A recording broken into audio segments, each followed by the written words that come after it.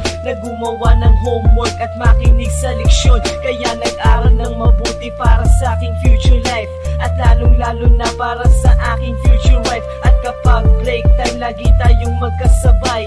Kinikilig ako pag hawak ko ang iyong kamay habang